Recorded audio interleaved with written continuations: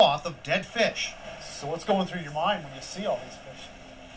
I was shocked, and I was thinking, what's going on? Is this a natural thing because I'm only here 7 years, or is there something seriously wrong?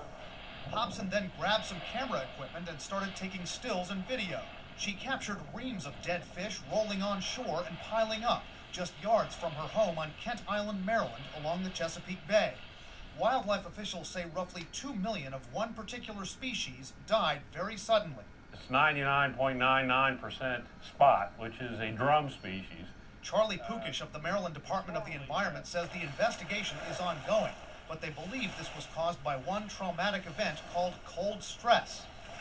You're looking at what wildlife experts call the juveniles of the species, the babies. They say that this time of year in this area, spot fish migrate out of the Chesapeake Bay into the Atlantic Ocean further south to get into warmer water.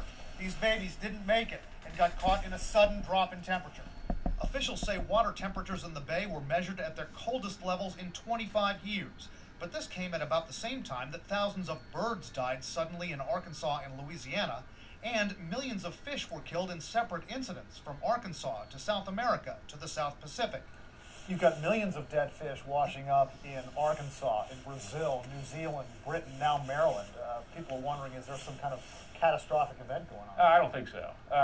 The sky's not falling.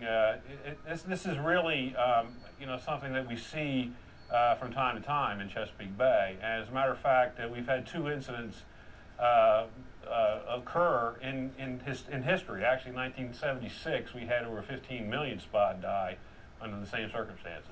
I think it's related to timing of the cold and actually the population density as well. How many young of the year are really left over and don't have the inclination to migrate as quickly as some of the adults would to get out into the warmer water. What officials are worried about now is the effect of this fish kill on larger populations. They say these spot fish feed larger fish like striped bass. That's a very popular fish for catching and eating in this region. So wildlife officials are going to be monitoring those populations as well. Brian Todd.